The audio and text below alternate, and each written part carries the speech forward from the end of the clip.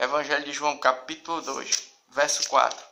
Evangelho de João, capítulo 2, verso 4, que diz assim: Disse-lhe Jesus: Mulher, que tenho eu contigo, ainda não é chegada a minha hora. Repetindo o verso 4 do capítulo 2 do Evangelho de João. Disse-lhe Jesus: Mulher, que tenho eu contigo, ainda não é chegada a minha hora. Então a gente está dando prosseguimento àquela reflexão, tendo como por base o capítulo 2 do Evangelho de João. Trecho bíblico que vai estar nos narrando o momento em que Jesus Cristo e sua família são convidados para um casamento em Caná, da Galileia, né? E naquele momento da história, na festividade ali, falta o quê? Falta o vinho. E no momento em que o vinho acaba, né? A mãe de Jesus, a mãe do Senhor Jesus, Maria, chega para ele e diz: meu filho, está faltando o vinho. E Jesus, né? Antes dele efetuar aquele milagre em que ele transforma a água em vinho, né? Ele libera uma frase para sua mãe. Ele diz assim, ó, no verso 4.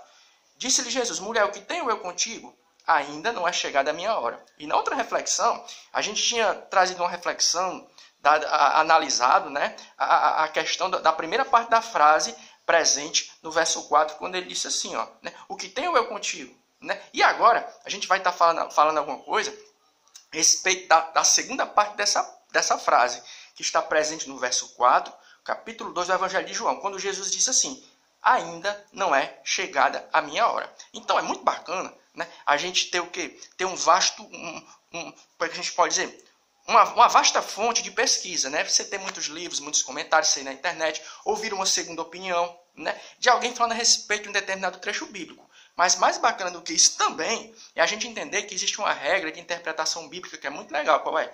É que a Bíblia, ela interpreta-se a si mesma, ou seja, ela mesma se explica. Né? Ou seja, você lê um trecho bíblico aqui e para você entender o que aquele trecho está querendo dizer, você vai partir para outro trecho bíblico. E por intermédio dessa junção, por meio dessa junção desses trechos, aí você chega à conclusão do que aquele trecho queria dizer. Né? Ou seja, além de você usar outros recursos, como você pesquisar na internet, você pegar comentários bíblicos e Bíblia de estudo, você pode utilizar simplesmente a própria Bíblia para entender o que ela quer dizer. E para a gente entender o que Jesus quis dizer com isso, ó, ainda não é chegada a minha hora, a gente tem que ir para o Evangelho de João, capítulo 7.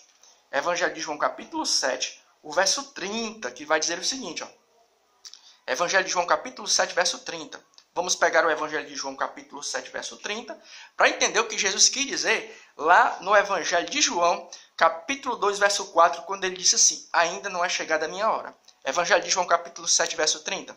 Procuravam, pois, prendê-lo, mas ninguém lançou mão dele, porque ainda não era chegada a sua hora. Hora do quê? Nós entendemos que na vida do Senhor Jesus Cristo, como a gente falou na outra parte da reflexão, tudo foi acontecendo no tempo. Teve um momento, teve um momento dele nascer, dele vir ao mundo. Teve um momento dele descer as águas. Né? Teve um momento o quê? Teve um momento dele efetuar o seu primeiro milagre. E quando ele fala assim, ainda não é chegada a minha hora, ele está falando referência ao quê? Ainda não era chegado o momento do quê? O momento dele ser entregue nas mãos dos malfeitores e ser crucificado. Ainda não estava no momento. Né? É tanto que a gente até falou que houveram outros episódios, como por exemplo no início do Evangelho de Lucas, em que algumas pessoas, né, pegaram ele, tentaram levar ele para um penhasco, né, e tentaram dar cabo da vida dele. Mas o que é que a Bíblia diz? A Bíblia diz que ele passou pelo meio das pessoas sem as pessoas verem ele. Né? Ou seja, Jesus ele podia se livrar da situação. Né? Ou seja, o que é que a gente tem?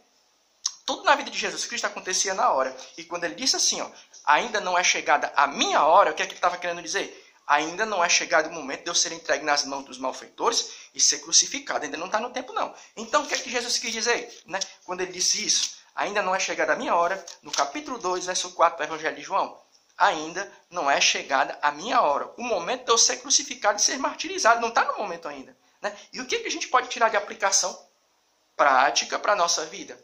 Jesus estava ali no casamento, ele ia efetuar o seu primeiro milagre. Aí do nada ele salta e diz, solta essa expressão: ainda não é chegada a minha hora, ainda não chegou o momento de eu ser crucificado. O que é que a gente entende? É que Jesus Cristo, mesmo naquele momento, ele não tinha perdido o foco de algo. O foco do quê? Não tinha perdido o foco, a direção do quê? Da sua missão. Ele não tinha perdido o foco da cruz. Ele entendia. Ele deixou bem claro para os discípulos no início do seu ministério. Né? Você pode vai lá para o Evangelho de Mateus, capítulo 16, quando Jesus começa a falar para os discípulos. Né? Convém que o Filho do Homem seja entregue nas mãos dos malfeitores, seja crucificado e morra pelos pecados da humanidade. Né? Ou seja, ali nas bodas de Caná, quando Jesus diz assim, ainda não é chegada a minha hora, o que ele estava falando? Estava fazendo referência ao momento da sua crucificação. Ou seja, mesmo naquele momento, ele não tinha perdido o foco. Era efetuando milagre, era ensinando, mas na mente dele não saía aquela ideia de quê? De que ia chegar um momento de que ele teria que ser crucificado para morrer pelos nossos pecados. Ou seja, Jesus, ele não perdia o foco. E alguns vão dizer, né, que Jesus Cristo, quando ele era criança, ele ainda não tinha noção do que estava fazendo. Mas lê o Evangelho de João, o Evangelho de Lucas, ali no início do Evangelho de Lucas, quando Jesus Cristo ele se perde de sua família, e a sua mãe e seu pai retornam para a cidade, e quando o encontram, o que é que ele diz? Não convém cuidar das coisas de meu pai, ou seja, mesmo na sua adolescência, é muito interessante isso, quando Jesus Cristo se perde da sua família, e a sua mãe e o seu pai reencontram ele. Ele disse assim, vocês não sabem que eu tenho que cuidar dos negócios do meu pai? Ou seja, mesmo Jesus na sua infância, na sua adolescência, ele já estava consciente de uma missão. Né? Ou seja, ele tinha no percorrer de toda a sua vida, como verbo encarnado, como Deus que se fez carne, ele já estava incutido na sua mente divina que havia um propósito. E que propósito era esse? É que em determinado momento ele iria morrer pelos nossos pecados. Ia para a cruz. Olha como é legal quando Jesus diz isso, né? Ainda não é chegada a minha hora. O que é que ele estava falando? Ainda não chegou o momento de eu ser martirizado. De eu ir para a cruz e morrer pelos pecados da humanidade. Não chegou o momento. Ou seja, Jesus não perdia o foco, independente da situação. Trazendo para mim e para a tua vida. Né? É um foco que também nós não podemos perder. O foco da nossa vida espiritual. Da mesma maneira que Jesus Cristo ele não perdeu o foco da cruz, do Calvário, nós também não podemos perder esse foco. E você vai ver que existem pessoas que tentaram tirar ele do foco. O próprio Pedro, por intermédio por meio de uma sugestão satânica, ele disse, Senhor, não é para o Senhor morrer crucificado, não. Aí Jesus diz assim, para trás de mim, Satanás que me serve de escândalo. Porque o próprio Pedro, por intermédio de uma sugestão maligna, tentou tirar Jesus do foco, trazendo para mim e para a tua vida. Nós também temos que ter essa perseverança. Perseverança do quê? Não perdemos o nosso foco, a nossa direção.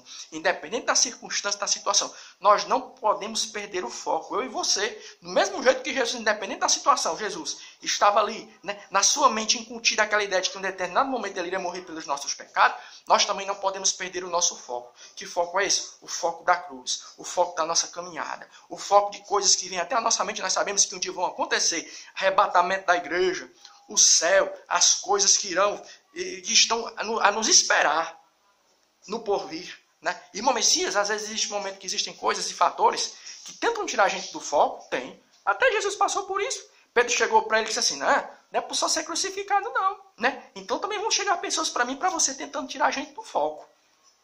Dizendo, não, a Bíblia não é verdadeira, não vale a pena ser cristão, não, tudo isso é balela.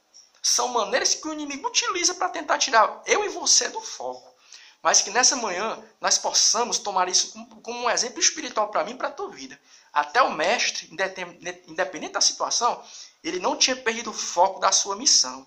Ainda não é chegada a minha hora. Vai chegar o momento de eu ser crucificado. Da mesma maneira, eu e você também não podemos perder o foco. O foco do arrebatamento.